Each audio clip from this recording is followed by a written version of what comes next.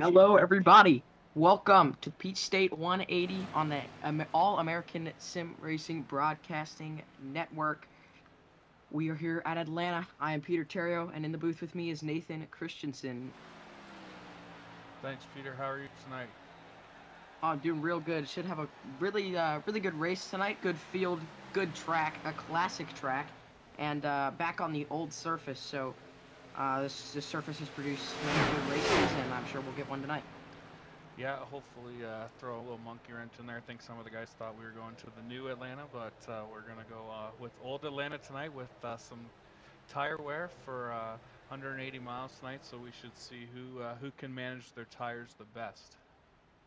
Yeah, this is definitely more of a driver's track, a driver's version of this track. So now that we know that what asphalt we're on and what version we're on, I think some of these drivers are going to be real happy about that because they know that they have that opportunity to use some strategy and have a lot more skill involved. Yeah, it seemed like today in the group when a couple drivers found out they were pretty happy because they've had some turned some quality laps on this place, so hopefully that pans into a good race. I know we got the two Purcell brothers here, and Cameron's always tough, whatever track we go to, and hopefully it's a good one tonight. Yeah, no doubt about it. Purcell Brothers 1-2 at the moment. Harris third in practice with 30 seconds left. I'm looking at Sean Purcell to be very quick. Both the Purcell brothers, they were working really good together last week at Daytona, so we'll get to see what they can do now that it's not as much of, obviously, not a super speedway, so it's all going to be about yourself tonight. Yeah, and both of them have a lot of experience. I know that they both raced in a couple Xfinity series, so they have lots of time in the car, and I think that really helps too, especially with it being so different than the other cars on the platform. I think it gives them a good advantage because they race regularly. Yeah, I think they came into the season with a lot of confidence, knowing that they had maybe an upper hand on some of the other drivers in this field with their skill level that they've achieved over their time on iRacing with these Xfinity cars. Qualifying is starting to get underway right now, and we will hopefully hopefully these drivers will get good qualifying laps in, and they'll be mighty close. Yeah, hopefully we'll have a good time here, and we'll get these guys out on track to lay down their best lap in two tries, and then we'll go green. I can put up the points here on the screen. I know that the points leader is not here tonight. Yeah, he couldn't make it tonight, unfortunately. Luckily, that win that he got last week, Brad Packer did. Hopefully, that'll help him a little bit in the rest of the season. Having to miss this race should give him a little bit of a buffer so that he can regain those points later on to the race to when he arrives to the races that he can. Yeah, it's looked like he was moving. I think based on the picture he posted earlier with all those boxes. I know a few of our drivers have had to miss races recently. Josh is another one who a mainstay with all the series, but had to move, so had to pack all his stuff up. But we look forward to having Nani back next week and Josh back in the near future with us. Yeah, those drivers provide a great personality to this series. Sean Purcell completes his first lap, top of the charts, 31.60. And he will start his second lap right now as he's going down the back. Kyle Purcell goes second quick on his first lap. A tenth off the pace, though, compared to his brother Sean. And he'll round the final corner to the stripe. Sean Purcell's second lap complete. Looks like he does not improve. Got a little loose off turn 2 on that lap. That may have slowed him down. Let's see if anybody else can improve and maybe take that top spot away from the driver who was quickest during practice. So it wasn't his brother as he locked in at 31.71, but still not faster. We have John Higgins Jr., who's driving the Assault Motorsports 5 car tonight. He's holding up third with 31.81, so just 20 tenths of a second separating the top three, with Charlie Dickey in fourth with a 31.83. So nice top four, even top five, with Cam scoring a 31.88 on his first lap, and Yeah, nice tight qualifying. Unfortunately, Cam still has to finish his second lap in his Coors Light uh, car out there. Yeah, Cam caught the wall, looked like off turn 2, so this lap probably won't count as he catches it again off of turn 4. So this lap is going to be a dud for Cameron Harris. Still not bad for qualifying, but definitely doesn't quite match up to what we saw from practice. But just pushing it, that's what you got to do. That's it. So Larry is out there now, and we have Scott on track. Both of them trying to lay down some good laps in their Chevys to get a good starting spot. But I think this is one of those places where the cars come and go throughout the run. So I don't think starting spot isn't as important as say a short track. But there'll be lots of room out there for these guys with what looks to be like we're going to have a 12-car field tonight. Yeah, and with this tire wear that you mentioned at the beginning, it's gonna make tire saving really important, especially depending on how long of the runs we get. So that'll make it so your starting spot isn't gonna necessarily be as important as how skilled you are with tire saving. As Sean Purcell, he could his brother could be better at tire saving than he is, and that could affect him later in the run. I mean, he might get out there early, but people could catch right back up to him depending on how good he is and how good all these drivers are at tire saving.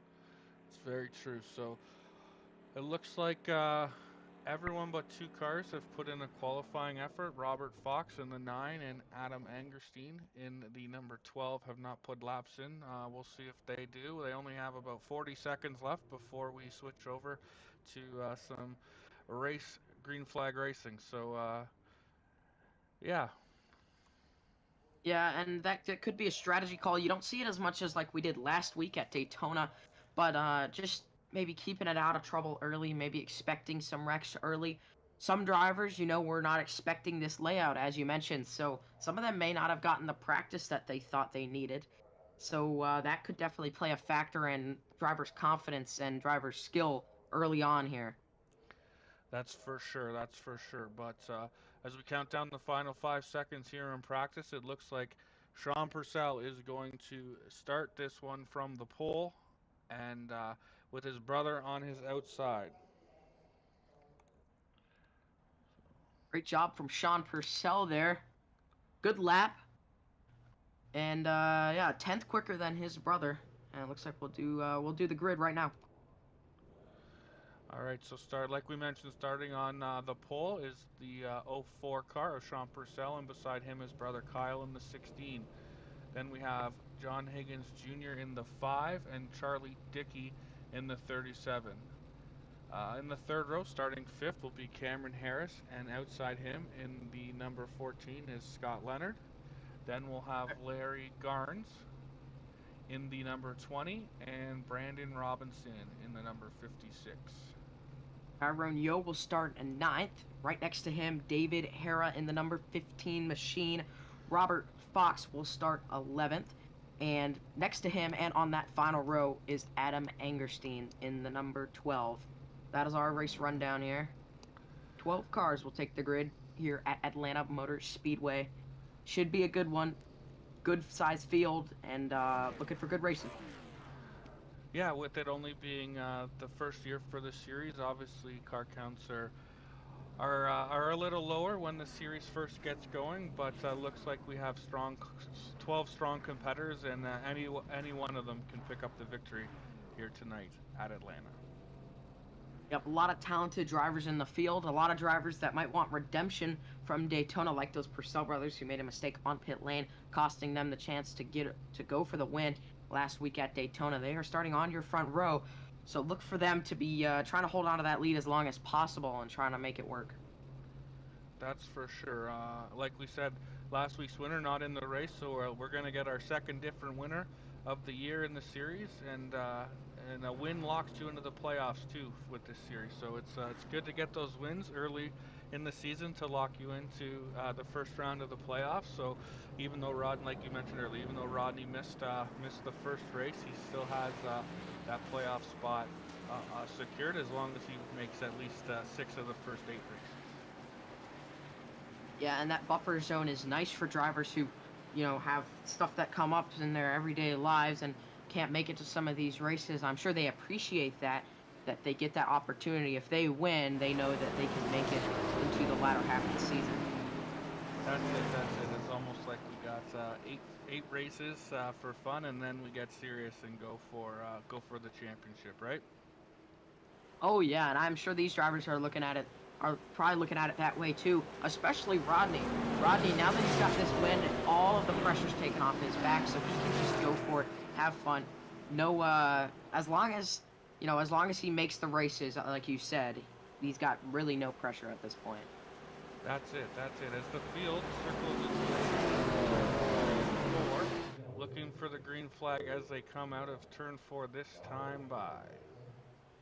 Pace car is going to lead them down. Sean Purcell on that inside of the front row. Quick time in qualifying. So he will lead the field down to the green.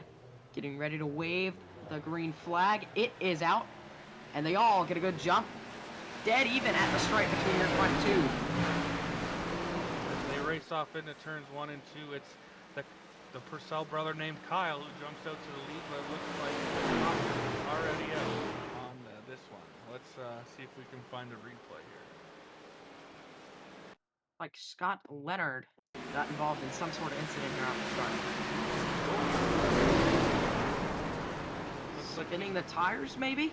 Looks like it's not the best start, and unfortunately for what looks to be Adam Angerstein there at the back, wrong place, wrong time on that one, I think, unfortunately. Yeah, and that's something with this old deteriorated asphalt. Spinning tires, even on fresh new stickers, is definitely a possibility. And actually, I think we saw Sean Purcell do that on the start. So that definitely is going to be interesting. See, he caught Brandon Robertson there just in the door and right in front of David Hillbilly Hara and Adam Angerstein. Nowhere for those drivers to go. Hopefully, they don't have to use the faster pair quite yet, but that already might throw a wrench in a lot of these drivers' plans. Yeah, that's true. Hopefully they don't have to use it because they only get one. So make it, if you're going to use it, make it worth it, I think. And with that restart, as crazy it was, we're going to get another one here coming up. So we'll get some more craziness. And yeah, it's not the quickest start to a race, but we'll try it again here in a couple laps. Yeah, very interestingly though, we've already seen a lead change with that tire spin for Purcell. He saves it. But for Sean Purcell, Kyle Purcell, his brother, actually takes the lead. So this already makes it interesting, as that's barely even a race start right there. So in some ways, I mean, this is huge for Kyle Purcell, because he basically gets to start the race on pole once again, because didn't even make a lap. That's it. So tough break for those cars involved. Like you said, a couple of cars just in the wrong place in the wrong time, being in that outside line. But hopefully they can get back out here. A few of them are still on pit road getting some repairs made, but they'll be able to rejoin the field because it didn't look like any too serious contact, just a little contact between each other. But yeah, they should be able to get it back out here and get back to racing. From what I see, it looks like Hera took a fast repair. His car looks in pretty pristine condition. Adam Angerstein is not taking a fast repair. I believe he's getting that car fixed. Yeah, and he's gonna come out with some front end damage, but hopefully that doesn't hurt him. But now he has that fast repair for later, as he might already see. I mean, obviously no one wants to use their fast repair on lap one, but it's already bit some people now, and hopefully this race goes clean so that they don't have to, nobody has to get retired from the race due to already having to use their fast repair. That's true. It looks like the lights on the caution car are out, so I think maybe next time by we'll be going back green. So pull them belts tight one more time, and we'll come back around to the green flag. Yeah, and I think a lot of drivers now are going to be looking to make sure they don't spin tires. And honestly, it's really hard to believe that we're spinning tires that early, and I wouldn't have thought we would have spun tires that early. But obviously, it's happened. And I think this is definitely something that caught the drivers off guard, but now they'll definitely be extra aware of it. So hopefully that doesn't happen again. Very much so. It's a tough lesson to learn when you spin out on the opening start in the first round, but it's better to learn it then than maybe on the last restart when you really have had no chance to make it up. At least now we're only coming to complete lap number 4, which means that's a long way to go still for these guys as they come back around out of turn 4. back to the green flag, hopefully. Yep, both Purcell brothers on the front row once again, but this time it is swapped. Kyle Purcell enters the restart zone, and he gets the throttle down immediately, pedal to the metal, and he gets out right ahead of both drivers behind him. Clears that outside line going into one. It looks like Cameron Harris is outside of the center row, move up into that second spot in front of John Higgins with Charlie Dickey in fifth as we head down the back straightaway with some good side-by-side racing further back in the groups. Front right now, Purcell has pulled out a lead already almost. Maybe Sean and Harris and Higgins are looking to maybe save their tires here, hoping Purcell is burning his up. Obviously, Purcell's going to want to make sure he doesn't burn his up. So it's going to be a fine line for these drivers, especially the ones who are out front and can't really gauge themselves on another driver as easily. They're going to have to gauge themselves off of themselves and just hope that they get that tire saving method just right. That's it. It's always I'm no expert at iRacing, but I definitely find it to gauge what other people or my runs and how I'm using my tires based on the other people around me. Yeah, no doubt. It's definitely a benefit, especially if you're faster than the car in front of you. You can regulate how much you're burning your tires up by just staying behind it, and then you know you're not going all the way. So right now, I think that's maybe what drivers like Higgins and Harris and probably Sean Purcell are doing. They're just managing that gap to the car in front of them, even though they might think they're faster. So then that's helping them not burn it up as much as Purcell is now 6/10. Well, Kyle Purcell is now 6/10 ahead of Sean Purcell.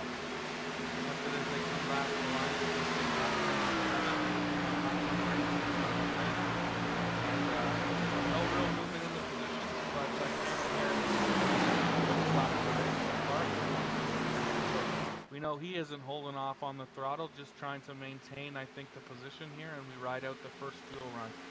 These guys only are running 80%, so a little shorter than they would normally be able to do. A little bit of a wrench here, and if we continue to go green here, definitely be able to increase our pushback. Yeah, and Atlanta is really good at producing green flag racing. I know in the cup race last year, we came down even to fuel saving at the end, so that's something that maybe could come about here. You know, traditional mile and a half, but a lot of different characteristics that make it unique, such as this old asphalt, and produce that tire saving that is very necessary, and even fuel runs towards the end of the race.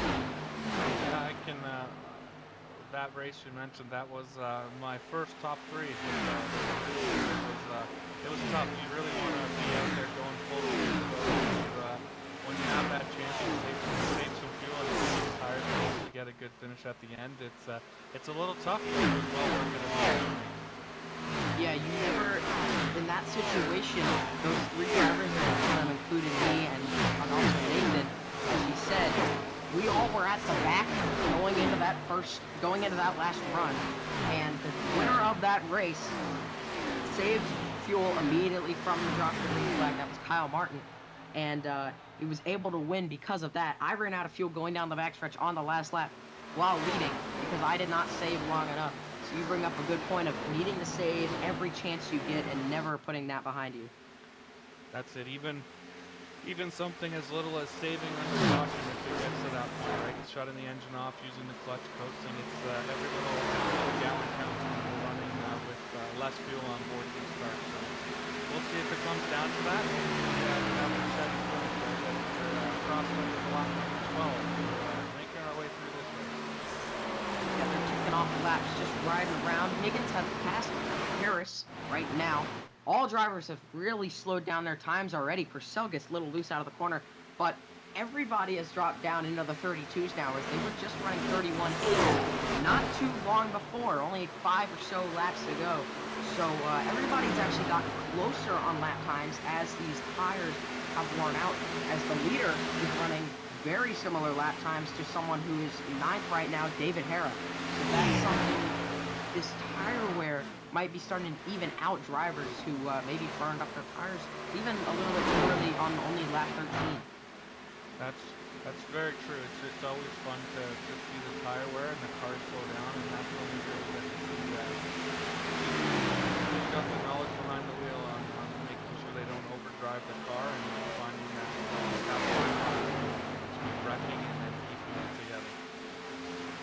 Yeah, and I think that maybe Sean Purcell is at some points kind of overstepping that line as we see him kind of getting loose out of the corners, trying to maybe catch his brother. I think Sean knows the importance of saving those tires, but he might be pushing just a little bit too hard. Obviously, we're not in the driver's seat, so we don't know, but you know, it's always something to look at when a driver gets sideways on a tire safety. Yeah, definitely trying to save but trying to push him to right? And we can also see that he's also moved up a couple lanes, which is another thing that happens here at Atlanta, right? Usually at the beginning of the run, the tires strong and fast, and you run right around the white lines and actually get some good laps. That's when the tires fade, the crew moves up the track. Yeah, and that's something that drivers can experiment with right now. Sean Purcell trying to manage the gap to his brother in front, so he's trying different lines, seeing how it affects the gap to the car in front of him, and you know he can use that for later on in the race when he needs to know how good a line works later or earlier in the fuel run. Good. He's completed 15 laps, working on 16 with Kyle Purcell out front of his brother Sean, and then John Higgins Jr. in the 5 cars in third with Cameron Harris and Charlie Dickey rounding out the top 5 as all 5 of our front 5 run down the back straightaway. This is the Peach State 180 on the All-American Sim Racing Network, All-American Racing League, Holio Cornhole Boards, Holio Cornhole Boards series right here. Like you said, not far into this race, but they are ticking off laps. I think that's what drivers are trying to do right now. Just tick off laps, and that's the closest battle you see on track at the moment, is with David Hillbilly Hara and Charlie Dickey, it looks like. Yeah, we got these cars back here, right? The 15 was involved in that earlier wreck. Also, and he's back up there, even though he's got a little bit of damage. Of Dickey, but keeps it off as they go down the front straightaway. All-American crew just took over 5th from him. A very close race right now. Three different lanes being used. I saw Dickey sliding around a little bit earlier in this run, back in the pack a little bit, and maybe he has burned up his tires a little early. It's something that's, like I said, hard to regulate, and that may have been, you know, a miscommunication going hard too early. It can kind of be, you know, tempting to go hard early because you're passing all these cars who you might not know are fading tires, and you think tire fall off, hit you, and you fall off the cliff, and it's unfortunate, and it makes it really hard to drive for the rest of the time. One thing I noticed in these races, I've done a few of the official Xfinity races here back on the older ones. Even on the straightaway, look at, as you can see, Dickey getting a little out of shape coming down the straightaway. When you wear those tires out, you use this grip in the corners, but you lose it on the straightaway. So not only are they going faster than you, but just it's hard to keep it straight. There's also some bumps going down the backstretch right up by the wall. And I remember doing official truck safety where even just hitting those bumps could upset the car on old tires. So you hit the nail on the head there. Everything on this track upsets the car when it has old tires. So that's why it's so important to save tires wherever you can get a chance to and not go too hard too early. At Robert Fox, he's up 5 positions.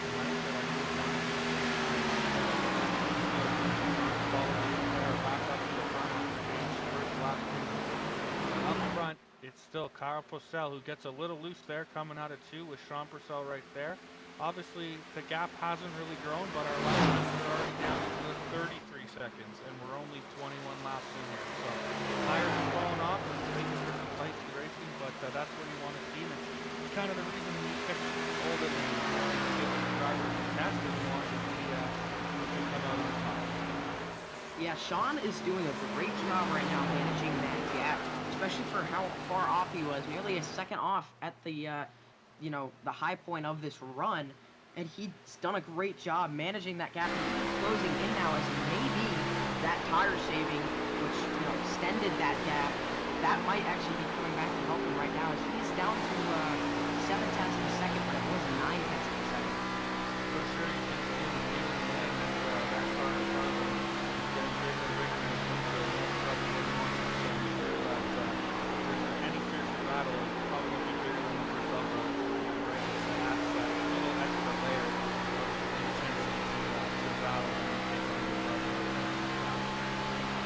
no one wants to lose to a sibling.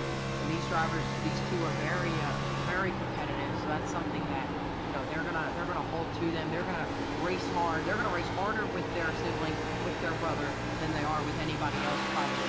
Just because you never want to be the one. You never want to be the sibling who didn't win the race. That's it. I can't say that I get the race.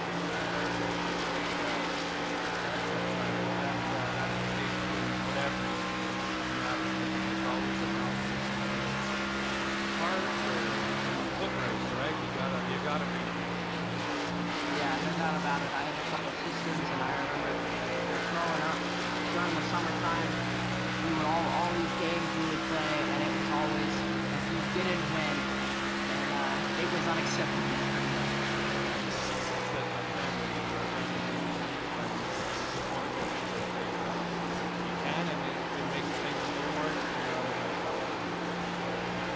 The mix-up's going on up front right now. Third place, Cameron Harris has just passed John Higgins. Higgins, maybe also burning off his tires a little bit. He is, that lap, he was 3/10 off of Harris. So this might be where Cam's car is really starting to come in. As you mentioned earlier, lap time has slowed down incredibly. Quick time at the moment, earlier in the race, was a 31.69, so by Cameron Harris. And at the moment, your leader just ran a 33.47. So that's really such a big drop-off that we see tire drop-off at other tracks, but this is one of the few that it's that severe. Purcell brothers have the gap between them down to 3/10 of a second. I think it's almost a second, 9/10 of a second. They are almost, I would say, 4 or 5 car lengths apart now. Business is picking up front, that's for sure. And you can see Kyle has gone up and adapted that line that Sean is using, but is not using it on the exit there of 1 and 2. At the moment, I think Purcell is kind of going to use this time when Sean's in his mirror to learn his line, try and take the air off his nose through these corners, and the more air that's not on the nose, the less that car is going to want to turn. So basically, I mean, this could also be a way of getting Sean Purcell to burn up his tires, as he's going to have to, if he wants to run that same line, slow those corners down more or put more wheel into it. So, I mean, this could be a strategy from Kyle Purcell. Also, if he takes Sean Purcell's line away, when Sean gets there, he's going to have to go somewhere that he's unfamiliar with, and that'll make it more difficult.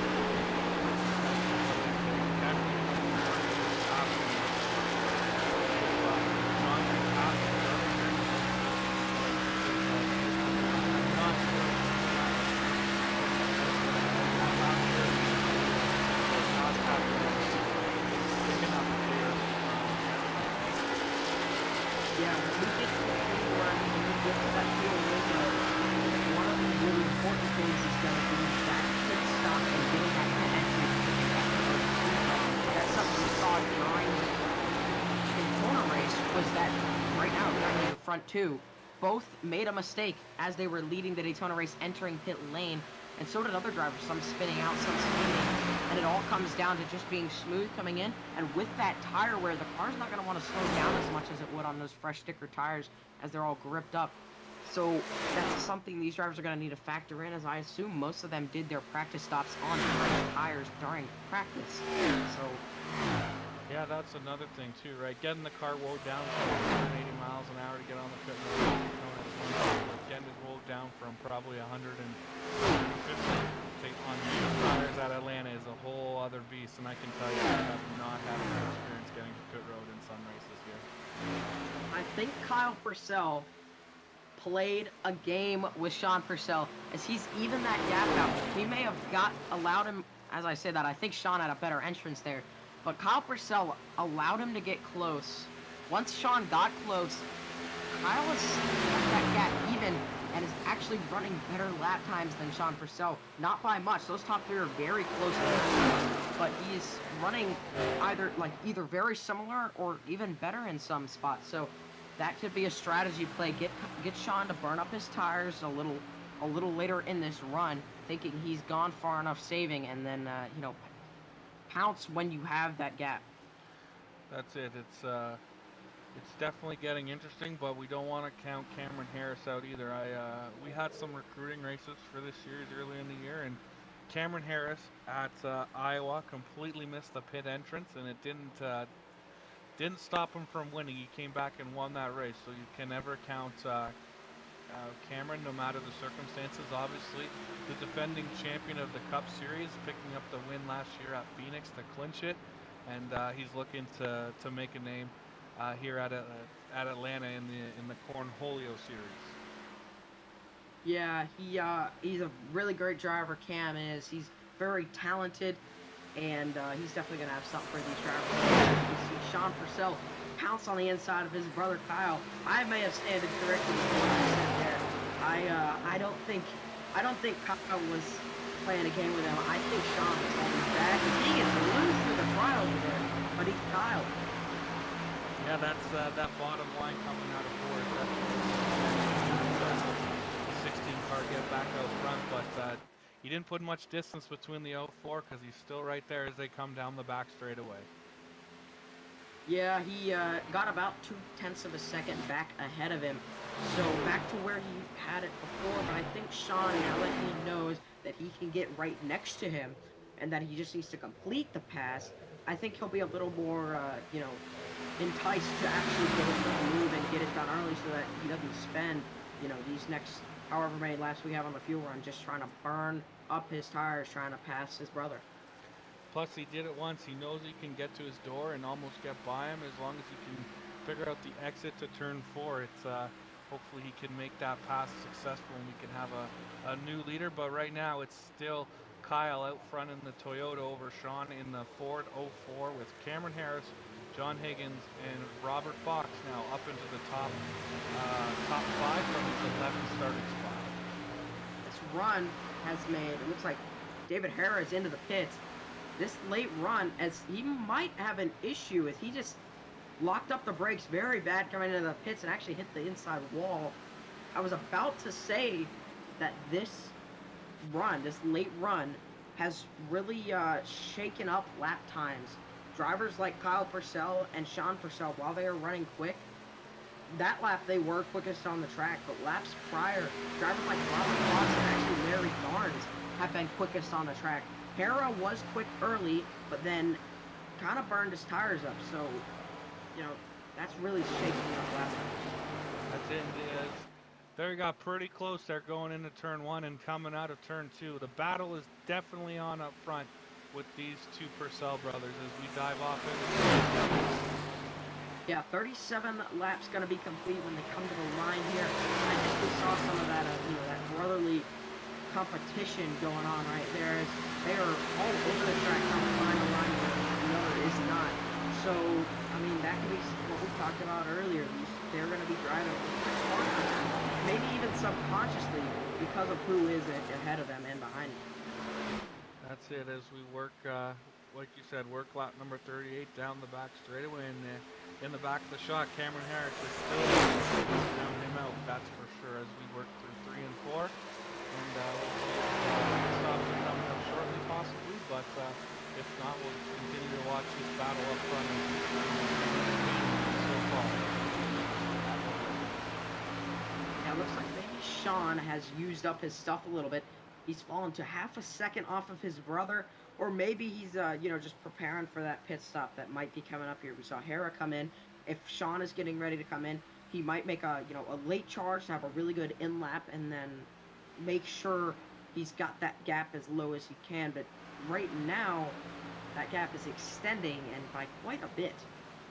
Definitely is. We're back up to 0.6 of a second between the top two, but it's always harder on equipment to try to make that run and make that pass. So maybe he just has to take a step back for a second, let the tires cool down maybe, and not go so hard, and have another attempt at it here before the end of the first run of the race.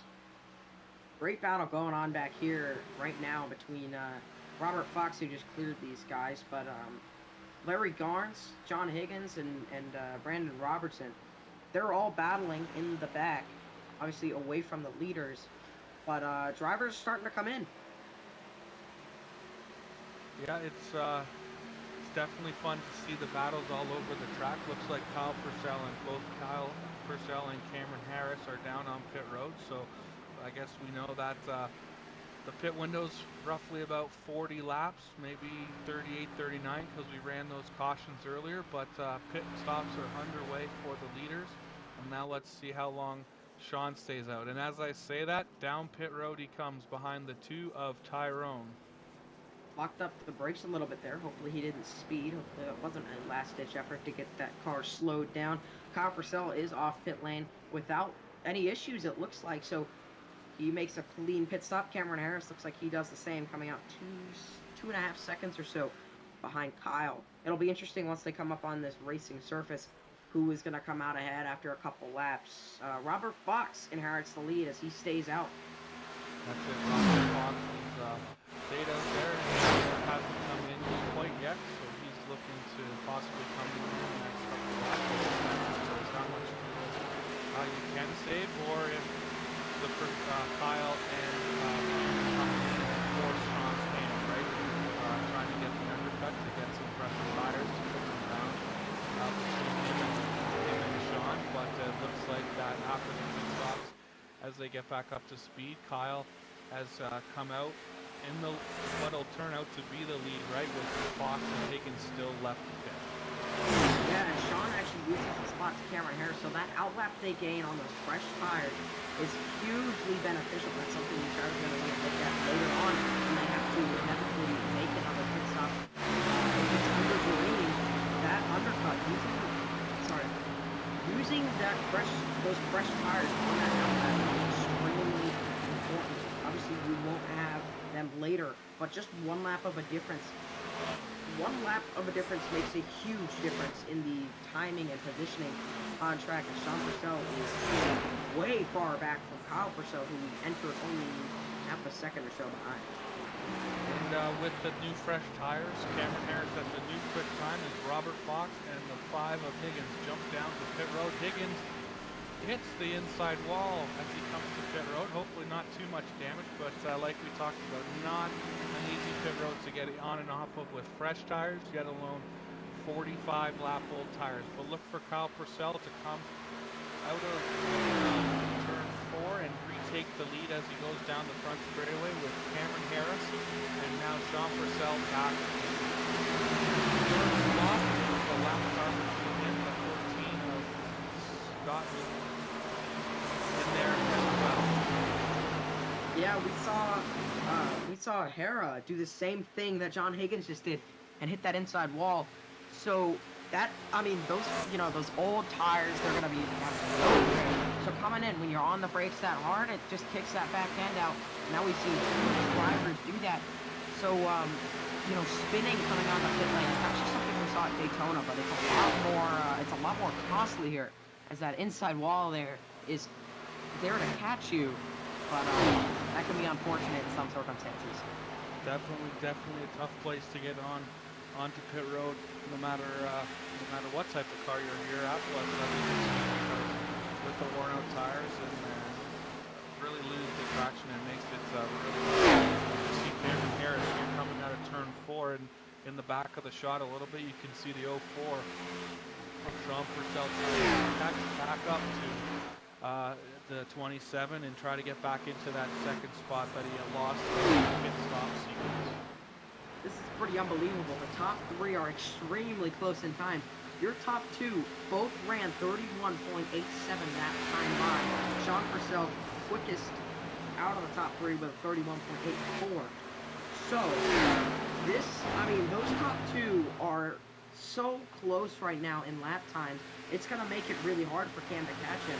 Now, it depends on how each driver is saving. If Cam is saving more and he's keeping those lap times even, then, imagine what he can do on tires that he has saved compared to Kyle Purcell, who may not be saving or may be saving. Time will tell, and hopefully it looks like based on a 40 lap roughly pit window, looks like we get one more stop under in this race, right, to get them to the end around lap 80, and then they should be able to carry it right through the finish. So I guess we'll see hopefully another fuel run and tire run play out, but times are already dropping off like last time. seconds, only about six or so laps into this run, and things are interesting, and we're almost at the halfway point, and hopefully the race continues to entertain us, and we can see some great racing. Yeah, the Peach State 180 on the All-American Sim Racing Network. Nearly halfway, like you said, you're watching Cameron Harris at the moment run second to Kyle Purcell, Sean Purcell third. Very, a top three that from practice and from qualifying, I think you would expect. But David Hera has moved his way up to fourth now, first driver to pit. So those tires should be falling off, earlier than everybody else. But still gaining positions that he's definitely gonna, appreciate. That's for sure. And if there's anything we can say about David, that he is the master at calculating. He's got a big couple of key wins in the Cup Series, coming down to fuel mileage and making that pit stop at the right time to make sure you have enough gas to get to the end, and not much more. So we'll keep an eye on Dave as the run develops. Obviously, up to fourth place from his 10th place starting spot, and he was in that lap 1 jingle. So he is there riding with some older tires, pitted on lap 35 compared to everyone else who pitted 40, 41-ish, and then the two that went in last with Higgins and Fox at 44. Lots of different strategies out there, and that's the fun part, right? Everyone is kind of on their own agenda, trying to do what they can to win themselves the race and put themselves in the best position to finish this as we come towards the latter stage. Yeah, any drivers running that middle in 1 and 2, Hera is running at the top, almost by the wall, all the way upstairs in the corner. He's running about half a lane higher than everybody else. So, but the big difference is in 3 and 4. David Hera, remember, on older tires, he's running that bottom. It looked like that last lap by. As I say, that Kyle Purcell goes to the top of the line. David Hera is running lower than Kyle Purcell and Sean Purcell have been. So that could be interesting.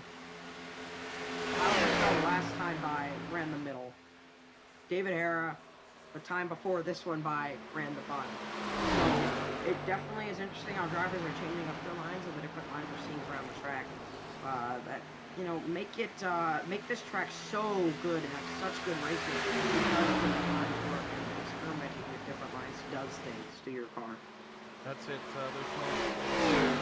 With only 12 cars out there, there's lots of room for these guys to try out different lanes and see what works best for them, right? And what works best for their time. Obviously, with our series, we kind of run fixed setups, so not a lot of adjustments other than using that brake bias back and forward to help you turn the car a little bit in the corner. But it's finding the right line, making sure you're hitting the right entry marks and exit marks to get the most speed out of it. Yeah, and these drivers are going to just need to, like you said, those marks good each time. And I think we're seeing that, with up front. Right now, Cameron Harris is starting to close in a little bit. About 3 seconds he's gained over the last 10 or so laps. But Sean Purcell runs the same line at the corner, just being consistent and managing that gap relatively well. It's not like Cameron Harris is gaining too much right now. Purcell just needs to long laps, save those tires, maybe save a little bit of fuel, and just make sure he stays out of trouble. So that's going to be important for these drivers, especially the ones that are up front. That's for sure, and you can watch just either any one of these top three, and the gaps between first and second to third aren't really changing all that much. It's very constant because these guys are all as good as advertised, and it's going to be the best driver comes out on top, and it might be the driver who makes the least amount of mistakes, right? Because all it takes is one mistake here at Atlanta, like you said, whether it's on pit road or even in a corner, that'll cost you the race. But for right now, everyone's been driving mistake-free, especially that 16 car of Kyle out front, just kind of cruising right now since he's took the lead on lap 1, essentially, right on that original restart where the caution came out, and he's led the way most of the way other than when he had to pit, and Robert Fox led a couple laps, but it's all been all Kyle Purcell for this first half of the race. Yeah, right now a battle is starting to brew in the back between Brandon Robertson and John Higgins as they catch the older tire car of David Hera. John Higgins makes the move on Robinson, but this is really the closest battle in the race. Obviously, back behind the leaders, but those slower tires, those older tires for Hera, slowing him down and making him start to fall off a little bit. Yeah, you can definitely see that the difference. What do we got? We only got 6 laps difference in tires between lap 35 tires when he pitted for Hera and then lap 41 for Robinson. And then Higgins has even newer tires than that because he didn't come in until 44. So maybe that'll help him close the gap up to Sean Purcell. But right now, he's 23 seconds behind that lead group. But all the lead group is within 1 second of each other as they're looking how tight that battle is. Sean looking to go underneath Cameron into turn 1. Yeah, and something has changed dramatically here because Sean and Cameron Harris were both pretty far back. A second back for Cameron Harris from your leader, Kyle Purcell, and now he's 0.6 of a second. So maybe a mistake from Kyle Purcell or just him backing off a little bit. Maybe thinking he's burning up his tires too much. But, it could be strategy or it could be something that's out of his hands. So it'll be interesting to see what this does for Kyle and for Cam and for Sean on the later parts of this run. But as we saw earlier in the race, Sean Purcell can get to the back bumper even beside the car he's trying to pass, but completing that pass using that bottom side with these used tires is proving to be quite the struggle. But as he does, as I say that, he drives it in there deep and slides it up in front of the 27, but Harris makes the crossover move but can't get it done as the 04 holds that bottom very strong and takes over the second place spot, now looking to run down again his brother who's leading the way out front. I don't know if Sean Purcell caught that himself, but he gained a ton of time on the exit of 4, that time by pinching himself lower. That is super important to be catching those moments. That was a huge moment for him, and he gained over a 10th just on that exit of 4. So he was nearly 2/10 quicker battling another car that lap than the leader. I think he has definitely got a car that can, pass Kyle Purcell, especially if he looks at those moments where he gains. That's it. It's may only be a 10th, but a 10th here and a 10th there is what's going to cut down that lead. And if he can find that groove that helps him get that 10th every other lap or so, he'll be on that back bumper of the 16 looking to pass him again. But when don't count out the 27. Like I said earlier, he's still right there in third, and you could throw a cliche analogy. You could throw a blanket over the top 3 as they come down to complete lap number 63 and start 64 here in the Peach State 180 as they work their way into turn 1. Again, the top 3 all nose to tail as they work the track. A very talented top 3. They're getting to show their strengths right here today at Atlanta Motor Speedway on the All-American Sim Racing Network. And, the two brothers, Sean and Kyle Purcell, and Cameron Harris kind of, hanging out right beside them, waiting for them to get into those battles so he can pounce. Big wiggle for Kyle Purcell out of the corner. That allows his brother to get right to the inside of him, taking advantage of those moments. Wow, Kyle Purcell is cutting it close down these straightaways.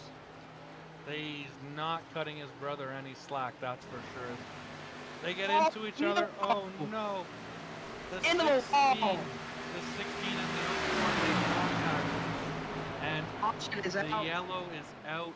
The yellow is out. What a like you said earlier, Cameron Harris sitting there waiting to pounce, and the two brothers got together, and Cameron Harris is now the leader as the yellow comes out. This could change everything here at the end of this race. That is huge implications right there. No doubt about it. What a break for Cameron Harris as he's going to inherit the lead pretty good here. I think this is also a break for David Hera, but Kyle Purcell and his brother Sean come together coming off turn 2, and that is not, they race hard. I did not expect to see that. Yeah, that's definitely going to make for some interesting conversation next time they run into each other, that's for sure. Let's take another look at this here from a different angle, if I can get it rewound. So as they're running through the corner, they come down out of turn 2 and just not enough room between them, and the 16 bumps the 04, and the 04 goes for a bit of a spin, and 16 parries on, but the 27 gets by. So what a like you said, what a turn of events, and doesn't take much. Not like he did it intentionally, just a little bump, and that was enough to get the 04 spinning and bringing out the caution here. As you can tell, and as we probably all figured, everybody hits pit lane this time by to get new fresh tires and fuel, and we'll see how they make the battle off of pit road, if Cameron can hold it or if the 16 can get back in front of him. Looks like Cam is going to come off first, but looking at that from a little bit of a different angle, it looks like a, not 100%. I believed it was also Kyle Purcell's fault off the jump, but Sean Purcell actually gets a little loose running that high side, ripping that wall. Kyle Purcell does move up the track, but Sean Purcell comes down a little bit. It's very close between the two drivers, both of them moving, kind of going for the same piece of real estate, and maybe just a little bit of misjudgment caught them both off guard. Kind of like a racing incident, honestly. Yeah, once you take a second look at it, right, and hopefully they take a look at both of them after the race and realize that it's just good, clean, hard racing, right? Is what it was, and that's what these cars produce. I think a lot of the time the Xfinity cars are a little bit of a handful to drive, but at the end of the day they put on some great racing, and because of the quick repair, the top three are right back together. So if there's any animosity between Sean and Kyle, they could sort it out right here. As it looks like who's that? Adam Angerstein in the 45 looks like he's going to get a free pass or a wave around as he's up there between the leader and the caution car. You see Sean right on the bumper of his brother, maybe showing a little bit of his displeasure there, but this kind of throws a wrench into Sean Purcell's plans, as he's not going to have that backing of that fast repair later in the race. And also, this kind of throws a fuel strategy into this. The run for fuel was 41 laps. We are 68 laps in when we go green. I assume it'll be around lap 70 or 69. So that'll give us around, that fuel window would put us around 110 for our laps. And we go to 117. That is how many laps are in this race. So we could see some drivers trying to save fuel. It's a lot of fuel to save, but I don't think it's impossible. I think that they would be able to do that. Yeah, I agree. I think it's doable, and I think we'll know right away if you notice someone isn't as aggressive as they were before the caution. They're definitely saving fuel and trying to make it to the end. So strategy is a big part of racing, and we've got the perfect time caution to see it play out, right? So we're going to restack the field, and we're going to bring those guys who were 23 seconds behind the lead group back into it, right? We got John Higgins Jr. still out there running in fourth, and then we got Robert Fox and Dave Harris still in, right? So lots of good cars now, all back bunched up together and looking to take a good run at these leaders, hopefully, and we're just looking for a good finish. While we were riding around there, I rode on board with the top three just to hear their motor. Sounds like Cameron Harris and Kyle Purcell are running in second or third gear at the moment, but Sean Purcell is running in a higher gear, and that's a way to save fuel. It sounds like he's also clutching in when he catches up to Harris, so he's obviously seeing the importance of saving fuel here, and that they might be able to make it to the end. It was very clear to me that he did. Well, every little bit counts, and if they're going to make it to the end, they need every drop of fuel, right? As the caution truck pulls off to the safety of pit road, and we look to go back green, and Cameron Harris controls this restart, and we are back.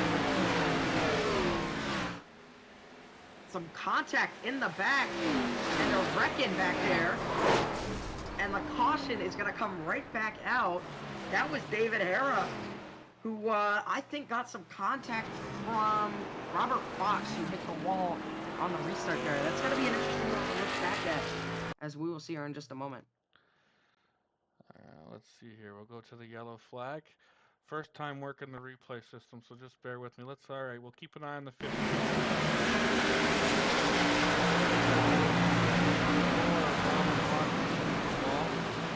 blows up the 15, bumps the wall, gets into Dickey, and all goes out behind him. But yeah, that was a bit of a similar to the first accident, right? A little bit of chain reaction caused that one with the 64. Our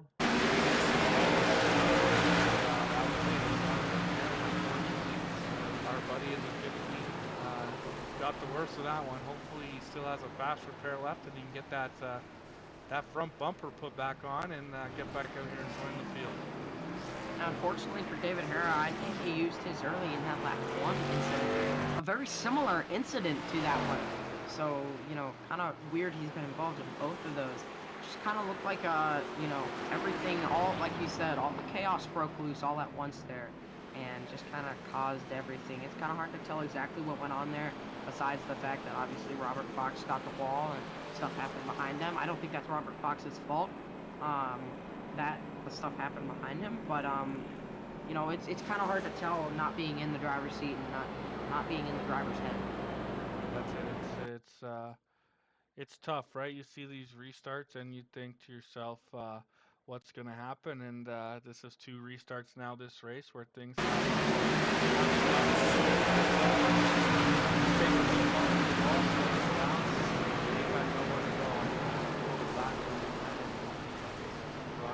but hopefully they can get that car fixed up on pit road as best they can if they don't have that fast repair, and he can turn some laps to finish this race hopefully.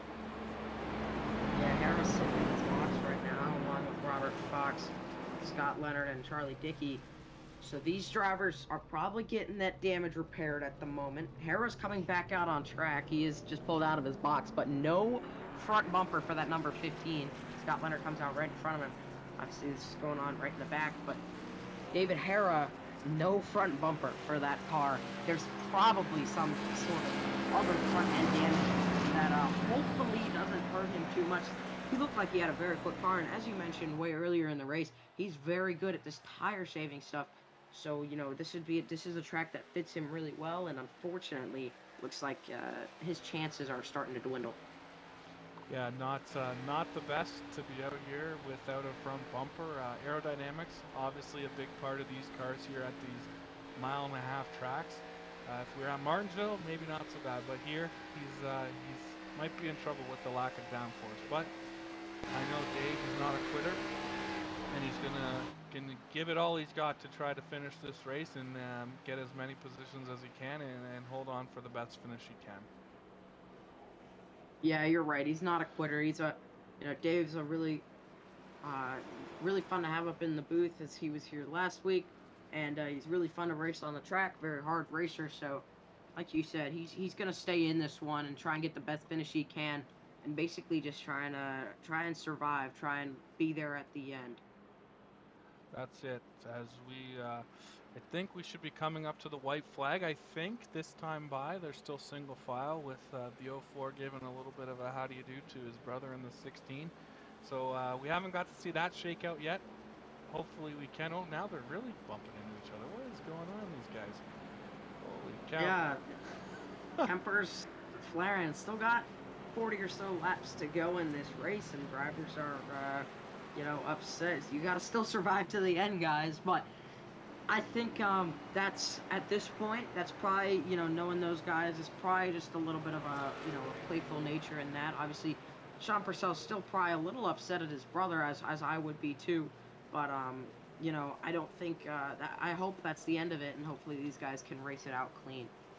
That's it. We want to see a good finish to this race for sure, as they're doubled up. So that usually means that we're coming green next time by. So we got 74 laps in the books when we go back green. So as you mentioned before, fuel saving from that last restart would have been tough, but I think it's made a little bit easier now. So it's maybe we'll see that fuel saving really come into play now with less laps to go here as we get towards the restart point with Cameron Harris out front, and the new restart zones here at all the NASCAR tracks definitely make it a little easier and a little more even for everyone in the field, right? Because it doesn't let the lighter just hammer down when the pace car pulls off. They got to be in the zone, and As they do that, the green flag comes out, and Harris gets a good jump, but so does the 0-4 of Sean Purcell, looking to make it past his brother on the inside as he race on down into turn 1.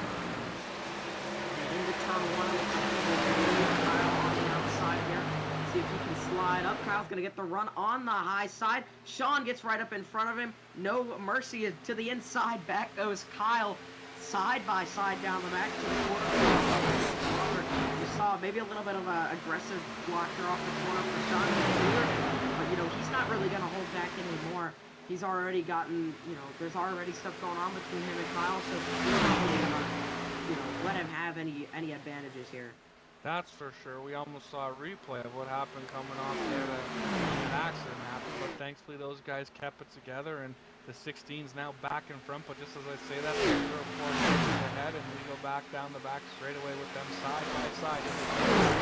Higgins right there looking to capitalize on maybe a little bit of misfortune, like we had our friend Cameron Harris do there earlier in the event. Speaking of Cameron Harris, this is exactly what he loves to see. He's already up to nearly a second lead over these three battling behind him. I mean, they're upsetting each other. So that's honestly, I think that's just going to make them drive harder straight off the bat. They're going to be going for it more because they want to beat the cars behind them even more.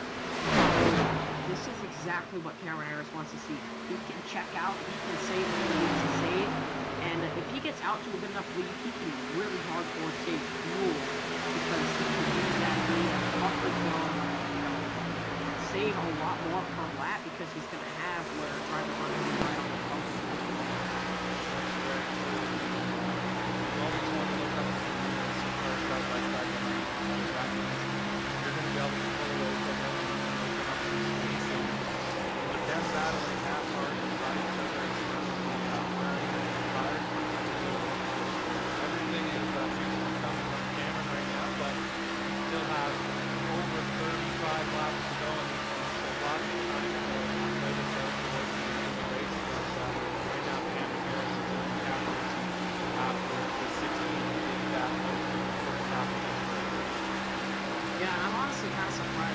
Leaders didn't come into the pits right there because, you know, that puts them a lot closer to that fuel window.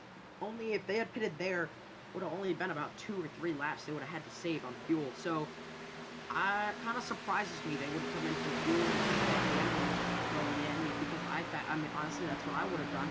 Obviously, I'm not in these driver sheets. We're not in these driver sheets, so there might be something that we don't realize. Maybe they were already good on fuel, and that's why they're battling so hard back here. That's very true. It's tough to tell without being in there and seeing what kind of fuel they're using on a lap by lap basis with all these fun little add-ons you can add and you can run on your computer. It gets some pretty accurate information to help you save fuel for the long run. So these guys are still going at it. Maybe have settled down a little bit, realizing, okay, maybe we need to back it down a little notch or two. We don't want to race at 11 for the whole rest of this race. We'll tone it down and we'll ride it out, and maybe we can catch back up to Cameron. But as of right now, Cameron's opened up a 1.3 second lead as he drives away from these guys. Yeah, if we happen to, you know, if this run happens to get split up by a yellow, I'd definitely like to pull one of these drivers who's running up front in just to, you know, get an inside look of what that fuel and tire situation looks like here on this final run of this race. So I think that'll get that opportunity. If not, that's all right. I think we have a lot of information still here up in the booth, but you know, it's always good to get the driver's perspective on things. That's for sure. Praising the gap. Cameron Harris has opened up and is pulling down just under a second. The Purcell boys are reeling him back in, but John Higgins right there is race is far from over as we hit the lap 82 completed mark, working on lap 83. A couple cautions under our belt. Looking back, we had a one on the original start, and then a caution when the two Purcell brothers got together, and then another restart caution with just some misfortune. One car hitting the wall and other cars having no place to go. But as we come around to lap number 83, these guys are still battling hard here. I find it hard to believe Harris's tires are falling off this bad this early in the run. The tire fall off is huge, but I think he's probably saving a little bit right here. It might be starting to fall off, and that might be why he's starting to save again. But just for how obviously the tire wear is pretty bad, I still don't think they would be gaining that out just off the bad tires this early. Maybe later in the run, but not this early. Yeah, for sure. Definitely watching him go around here. His last lap was 32.6, where Purcell was 32.3 and Kyle 32.5. So definitely slower lap times. Not 100% sure why, but probably method to the madness, as he is probably trying to save some for the end, as we have the top four all turns 3 and 4 looking to complete the 85th 17 minute lane. Yeah, with this time 5 right now, Sean Purcell is closing, and not that time he was quickest car that time by actually John Higgins was just 100 quicker than him, besides Robert Fox, who has fresh tires. But I think that this is something that is important to look at, is these lap times. He's running a second quicker than Harris, who he just passed that easily going into 3 and 4. Like Harris put up much of a fight, to be honest. It was kind of one of those, okay, you can go by, and then I'm going to ride here behind you, maybe. So it'd be interesting to see at the end of the race how it plays out, and what kind of fuel mileage these guys are actually getting. But Sean Purcell takes the point. He's going to lead some laps, and one thing's for sure, with Rodney not here tonight, we're going to see a new points leader, and either Purcell brothers have a great chance of taking over the lead. Probably whoever finishes the highest would be the new points leader out of the guys right now up front, because Higgins had a strong run at Daytona, and I think he finished in the top 5. So lots on the line. Coming out of this race, out of these group of 4, if it finishes this way. So lots of great stuff, lots of storylines to follow, and it looks like Kyle Purcell just got up into the wall a little and trying to go to the outside of Cameron Harris. Yeah, Harris pulls down to the inside, letting those guys by. I think he's doing this to save fuel. If he's behind these guys, the more cars that are in front of him, the less he has to, be in the throttle down the straightaway. Well, he's losing actually a lot of time. I figured he tucked in behind Sean Purcell to save fuel. If he's behind him, he doesn't have to go for the throttle down the straightaway, but he is losing a lot of ground, almost like something's wrong with the car. Yeah, he's definitely laying out of it and staying out of it, not at full throttle. Like the quickest he got you down that front straightaway was low 160 down the back straight here. But if we jump on board Sean here, going down the front straightaway, we'll see what he tops out at and kind of give us an idea of the speed difference. Like, look, Purcell's up into the 170, 178, 180, where Cameron Harris coming down the front straightaway, he's not even into the 170s yet. So definitely fuel saving on the line right now for Cameron Harris. I mean, he's another one who's I've seen in our other series win a race or two with fuel saving. So lots on the line, different pit strategies kind of gone out the window right now, with everyone on the same kind of strategy, just trying to ride it out here to the end, with obviously Cameron being the most obvious fuel saver of the group. Yeah, this is really interesting. This is the most dramatized fuel saving I have ever seen. He is slowed down tremendously in that lead group. Like you said, 20 mile an hour slower down the straightaways pretty much. So, I mean, that's an interesting way. We'll see how it works out for him. Maybe if that does save those laps he needs, and that has to, but I think at the moment, Diamond Rock is banking on the fact that these 3 in front of him run out of fuel. If they even sputter coming through 3 and 4, I don't think. Yeah, he's down to, it's 4. He went from, about a second and a half lead, about 10 laps off the pace of the leader now. So definitely be interesting to see how far he can make it. We'll go a little faster. These guys are already going into the middle of 3, and he's just now getting into turn 3. So lots of ground, but It should be interesting. We needed a good storyline, and we got one with the Purcell brothers taking each other out, kind of. And now we got another one developing with Cam Harris dropping off the pace to see if he can make it all the way to the end from lap 66, right to the end of the race as we hit 25 to go. Yeah, 25 to go on the All-American Series network here. The Peach State 180 All-American Racing League Holio Series. Sean Purcell leads ahead of his brother Kyle Purcell, little under a second ahead. That gap is John Higgins is third. He finished second at Daytona, and that really close and really great finish between him and Rod Newman. So, you know, he's definitely looking to get some good points here and possibly inherit the point lead. Yeah, and one thing I wanted to say earlier when we were just touching on the points and a new points leader coming out of this one is there's a lot of points on the line, right? 5 points for leading a lap, 10 points for, I believe, leading the most laps. So if you can block that up, that's 15 points you get right off the bat. So I'm pretty sure it's a pretty close race right now between the 16 and the 23 on laps 1, but I probably think the 16 is led the most. So he's got a few extra points locked up, but with Sean Purcell out there running in front, maybe he can gnaw away at that gap and not let his brother get too many bonus points from this event. Yeah, Cameron Harris was way off that lap. He over a second off, about a second off of your leader, but he is 7 seconds away now. He was 4 seconds away only 3 or 4 laps ago. So this is some very extreme fuel saving if that's what it is. And if not, I don't know what it would be, but it's very interesting. Yeah, he's making us really wonder what's going on. Like you said, if we got a caution, we could jump in there and talk to him, but I'm sure he's got a lot of things going on, so I guess we'll just see how There's it a plays car. out. Robert Fox spun around on the back straightaway. See if he gets that car rolling. Tyrone Yo nearly gets into him. He's still stopped there. That front end of that car is missing. He looks like gets it rolling once again. No caution. Luckily for obviously Sean Purcell probably was a big fan of that not coming out. Looks like And wow, go ahead.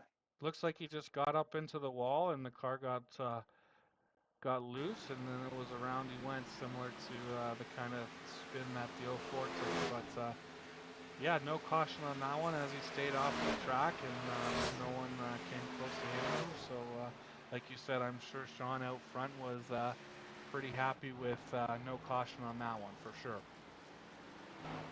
Yeah, and I think it's interesting. Kyle Purcell has really fallen off with his brother now as he gets majorly loose out of turn 2. I'm riding on board with him on my end, and I don't hear any major fuel saving going on, like clutching in the corners or anything like that. As I honestly, I think he's just kind of running his line and running his race, but just kind of taking it easy on the entrance, not hit that throttle super early, not jabbing the throttle, making sure he's easily going into it, making sure that that gas is staying a little bit longer.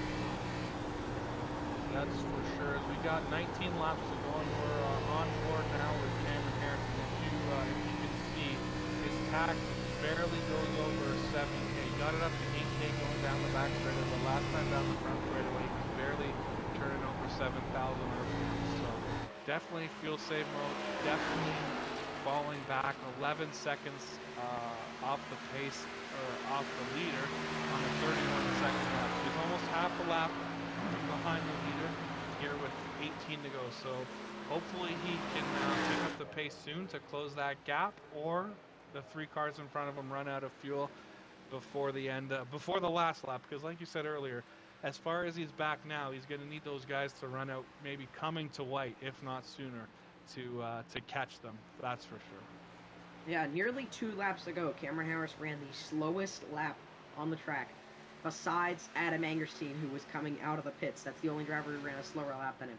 That's really excessive fuel saving. He's 12 seconds back, falling nearly into the clutches of Scott Leonard, who is only, looks like 2 seconds back from him. Yeah. Yeah. So That's interesting. It's definitely an interesting strategy. I don't think it's one either you or I expected. We thought maybe we would see these guys battle it out and maybe have either get another caution or have to make another green flag pit stop. But Cameron's hoping that none of that happens, and he can save enough fuel and have these guys run out to pull this off. But right now, it's all Sean Purcell with a 2-second lead over Kyle Purcell. 6.5, almost 7 seconds back to John Higgins, who might be in fuel saving mode, and then Cameron Harris and Scott Leonard run out round out in the top 5. Yeah, Kyle Purcell is like running way higher RPMs at the end of the straightaway than Cameron Harris, as we kind of established that he was, running a little harder. But just I was just listening. It's such a big difference that Cameron Harris is so much slower just going down the straightaways. It baffles me so much that is the strategy he's using, and honestly, he's better at fuel saving than I am, and I'm sure of that. So maybe it's a strategy that we just aren't familiar with, but it's definitely interesting to see. Yeah, that's definitely for sure. And I know in some of our cup races, he's that guy who usually pits first. That dictates when a lot of us pit because we think, well, if Cameron's pitting, we should probably pit too. But I'm not sure about this one. I guess we'll see how it plays out. It's made for some drama and some interesting questions right so far in the race. But across the line, Sean Purcell out front with 13 laps to go here at Atlanta. Yeah, listening to Sean Purcell compared to Kyle Purcell, he's definitely taking it easier. I think he's being easier on the throttle. He's being easier on out of the throttle, and just at the end of the straightaways as well. So I think that's something, but he's managing the gap. So that's something that's hugely important. That Sean Purcell can save fuel and still manage the gap, and that's something that drivers who might not be saving as much, that's the advantage they normally have, is they can close in on the driver in front of them. But he's not really being able to do that right now. Kyle is, so I assume they're on the same saving technique, but like the same amount of saving, but it sounds way different. That's interesting to hear, and I guess that's different people have different ways of saving. Obviously, Cameron does not really drive the car at all, what it seems like, where these guys are being a little more aggressive but conservative if they can at the same time. Yeah, Scott Leonard has just passed Cameron Harris, so it's I don't know. Cam has to rely on everybody in front of him running out this point. He would have to gain nearly over a second and a half every lap from this point. No, over a second and a half every lap from this point to catch that. And there's no way he's going to do that. So I think there's no way I see he's going to do that. He either needs a caution or he needs everyone in front of him to run out of gas. I think you're right with that one there, Peter. So not not a strategy I would implement, I don't think, but to each their own. As yeah, like you said, he's now 18 seconds, more than half a track behind the leader. If when I pull up the map here, you can see the one car going into turn 3 with the fifth place of Cameron Harris just hitting the middle of turns 1 and 2. So lots of ground behind the leaders, but I guess we'll see how this plays out as we cross the line and have 9 laps to go as we get to the end of this one. It's been pretty exciting. A few cautions for some restart jangles, a caution between the brothers, and some fuel-saving strategies that you and I aren't quite sure of by Cameron Harris, how we've seen tonight. Yeah, I gotta say, Cam has made this last run incredibly interesting. Normally the fuel saving runs, the last run, normally it's not really interesting until the last couple laps where you really wonder, did they save enough? But Cam has made this whole thing interesting as we've watched that gap grow and watched how this strategy, and hopefully get to see how the strategy, the end of the strategy, see how it plays out or see how it doesn't play out. I'm really interested to see what the result is. Yeah, it's me too. I think I don't think we've seen any kind of fuel saving to this extent ever in one of our races. Obviously, we did have our Atlanta race, but I don't think anyone dropped 3/4 of a track behind to try to save fuel. It's interesting. It's different, but as we cross the line for 7 to go, Sean Purcell has got his fingers crossed, hoping that the caution doesn't come out and he has enough fuel left in the tank. Yeah, from last time we checked, Kyle has closed in on his brother Sean, but that gap is kind of evened out now. It was about 2.3 last time. Now it's about 2 seconds. So, I mean, he closed, but seems like Sean has maybe picked that up a little bit, picked up that throttle a little bit. Maybe he's a little more confident in his fuel and is going a little harder now. Yeah, and one thing I want to point out is now Higgins has dropped 15, almost 16 seconds off the leader. So he was right up there running with those guys up front, but maybe he needs to save now. And I think the guy who could capitalize on that situation is Scott Leonard, who pitted on lap 71. So he came in on that last caution. He might have even been involved in it a little bit, but he's only about a second behind Higgins, who's running at a fairly slow pace. Scott's running probably about a half a second quicker a lap than John, so maybe Scott's looking to jump into that top 3 there with a strong finish and a later pit stop in this one. Up front, this is incredibly interesting. Kyle Purcell has just backed down to pretty much Cameron Harris pace, actually a little bit slower at the moment. So maybe he really has lost confidence in his fuel strategy, and I wonder what that means for Sean Purcell. Sean Purcell, is he good? And if not, will he also have to do this extreme fuel saving method? Yeah, well, Sean Purcell just ran a 35.01. His brother ran a 35.44. And John Higgins isn't at the line yet. We'll see what he runs as he comes across. He ran 34.36, and Scott ran a 34.76. So I think John's picked it up a little bit, seeing that 14 car was catching him. But the first 2 cars have definitely slowed their pace down. Yeah, I don't think this is going to be enough for John Higgins to catch them straight, off of just time on track. But, Kyle Purcell and Sean Purcell, if they're going to run out of fuel, I mean, that's the only reason I could think Kyle Purcell would slow it down that much. And same with Sean Purcell, slow it down that much all of a sudden, is they all of a sudden realize, oh, wait, I need to save now or I am going to run out. So, it's something a situation I found myself in officials. But, this is really getting interesting in these final closing laps. Yeah, it's for sure as Sean Purcell comes around out of turn 4 to what should be 2 laps to go this time by, so it's all on the line now. Fuel, whatever's left in the tank is it's what you got. Let's roll the dice and see how this turns out. But his last lap was a 36.39, but his brother's last lap was a 38.5. So man, these guys are putting around. Higgins is still running 34s. It's not going to be enough. It's only 2 seconds left quicker. But, I mean, this is really interesting. Kyle Purcell is really slow down the backstretch. And he's down on the apron. He might be out of fuel. Uh-oh. Kyle Purcell down. White flag for Sean.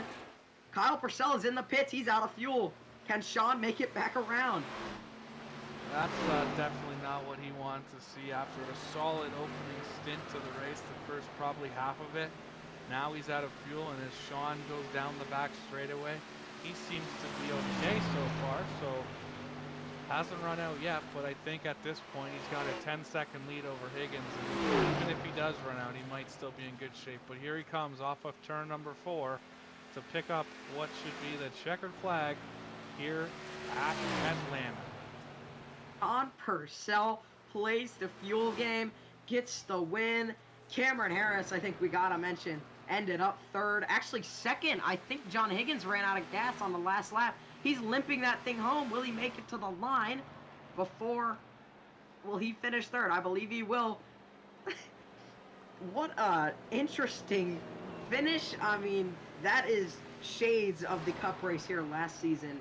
No doubt about it. Cameron Harris up to 2nd from that extreme fuel saving method. Only 2 seconds back at the end of that one. That's I can't believe he made up all that ground. That was something else. How dare us question Cameron Harris's fuel-saving tactics? Drops what, 3/4 of a lap back to come back and finish second, passing John Higgins out of turn 4 on the last lap. And Sean even has saved enough fuel to do a burnout, it looks like. Yeah, Sean Purcell's gonna burn it down. We'll get John Higgins in the booth here as soon as possible, as long as we can. Oh, a contact during the burnout. I'm sure Sean doesn't care. He gets to burn this thing down if he has enough fuel to do another loop. But hopefully we get to work with John Higgins here.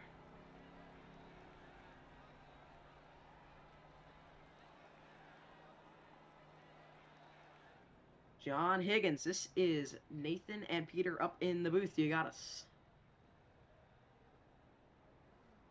Wow, what an interesting end to the race. Talk us through it from your perspective there with the fuel saving and all that. Well, I guess I was kind of paying attention to it. I didn't really think we all of us would be able to make it, so I kind of saw Cam, back up, and I'm like, well, I better start saving fuel, and I guess I saved every bit I could to kind of limp it across the finish line for third. So I'll take it. Yeah, just right there at the end, you ran out. Cam got past you, but still a great run from you to get third. 2 races now this season, both of them you've been in the broadcast booth with us. It's gotta feel good. Nathan, do you have anything you want to say to John? I think everyone had different strategies out there, and I think it's interesting watching it. And obviously your strategy paid off. I'd say 98% of the way, and you just ran out there coming off of 4, which is tough. But yeah, a good finish for you. Congrats on 2 top 3 finishes to start off the year. And I think if my quick math is right, you might be the points leader coming out of this one. Well, I'll definitely take it, man. I appreciate you guys having me in here talking to me, and definitely can't be disappointed with top 3 finishes 2 weeks in a row. Yeah, anybody you want to thank? Yeah, definitely want to thank Assault Motorsports, Capital Signs, or Lawn Care, and AARL. All right, thank you. We'll send you back to celebrate with your team. Great job on the 3rd place today, and we'll see you next week. All right, guys, thank you. That was John Higgins. It looks like we will pull Cameron Harris in here in just a moment. 2nd place finisher Cameron Harris. This is Peter and Nathan up in the booth. You have us.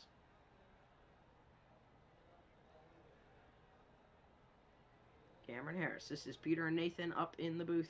Do you have us? All right, looks like we don't have Cameron Harris right now. No, I'm here. Sorry about that. Oh, all right, all good. What was the question? Oh, just good race today. That was a really interesting tactic, slowing down that much. Me and Nathan in the booth, I gotta be honest, we were questioning it, but it paid off. You got 2nd there, and just talk us through it. Yeah, it worked out. I guess I still finished 15 seconds behind Sean, so he saved, you know, I guess more efficient than I did. I don't know how you would word that, but yeah. That's what I was going for. The other guys, ran too hard. Obviously, ran out on the last lap, so I got around them. But yeah, couldn't get around Sean. But it was a good race overall. You led a little bit there in the middle, and then went into full fuel saving mode. We're glad you got back up onto the podium. You're back there in 5th for a little bit, but you had a good end to the day. And thanks for joining us here in the booth. Do you want to thank anyone out there? Um, yeah, I guess just the whole group as a whole. We had another good race. Went green for a while. Um, PC Motorsports. I think I'm the only one here in the Xfinity Series for the team, so just trying to do my part here. Yeah, that's it. So try to do it again next week. Sounds Thank you. good. Sounds good, Thank you. Cameron. We appreciate you having up in the booth here. Hope to see you next week, like you said. And good run today on that 2nd place finish. All right, later, guys. Thanks. All right, let's get your winner in here, Sean Purcell. Drag him in. Sean Purcell, this is Peter and Nathan up in the booth. You got us. Yeah, I got you. How about that one? You won at Atlanta today. in the Holio Cornhole board series, and just talk us through that. Having to save fuel in those just pretty stressful, probably last 10 laps or so.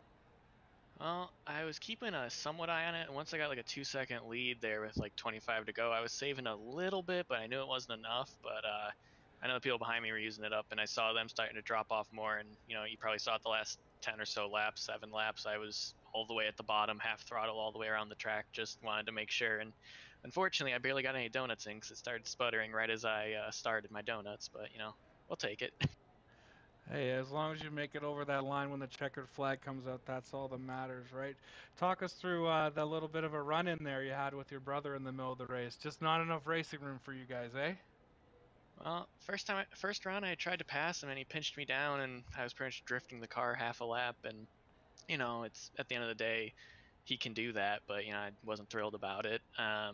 Next run, I mean, I came out of the corner, I was a little loose, but I kept it straight, and he just came down and clipped me the teeniest bit. Couldn't save it, hit the wall. Lucky caution came out, honestly, but definitely wasn't happy about that. But luckily in that last one, I was able to get a good restart and make a nice slide job move on Cameron up there, and then kind of just paced myself to stay ahead. Yeah, this whole race was pretty much about that final run.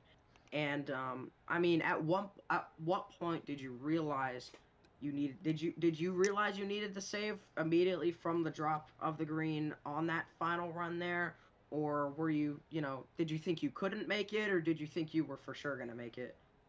Yeah, I thought I'd have to save a little bit, but I really had to save a lot more than I thought near the end. But luckily, I was able to open up enough of a gap by saving those little bits as I went that I didn't really have to worry about it too much. Yeah, well, appreciate you having in the booth here. Anybody you want to thank for today's win? Yeah, I had Johnny May, team owner, on the radio. He was, encouraging, giving me updates on how I was running compared to, Kyle and Cameron and John Higgins. I was really keeping an eye on John Higgins Jr. He had a really good run today. I thought he might be contending for the win after a while there. He was really strong in the second and third runs. And then, brand new paint scheme. My local golf course, Aldine Golf Club. Happy to have them on board. Sounds good. Great job on the win today, and we will send you right back there so you can celebrate, and hopefully we see you again next week. Yeah, thank you guys. I'll definitely be back. Sounds good. Thanks very much. And Peter, thanks for joining me up in the booth tonight. My first time running the cameras and being part of this, and I had a good time. I'm looking forward to the rest of the year up here, you and I together, hopefully, and maybe we'll have some other guests along the way. But any closing thoughts for today? And no doubt about it, it was a great broadcast. I really appreciate everybody who tuned into the stream. Appreciate you, Nathan, for obviously we worked together really good today for this race. Good job on the cameras, and yeah, good job for the drivers. Everybody ran a really clean race, really good race. I'm very happy we went to this Atlanta instead of the newer one. I think it produced a great finish and a lot of drama, but good drama. That's it. A lot of fuel saving efforts, a lot of us questioning the saneness of some of our drivers with what they're doing, but it all worked out in the end for most of them, for the most part. And I guess we'll sign off for tonight. And don't forget to join us on Sunday as the Dave and Dave show are back here with the Or Truck series from Rockingham. Yeah, that'll be a good broadcast. See you guys then. Thanks, guys. Have a good night, everyone.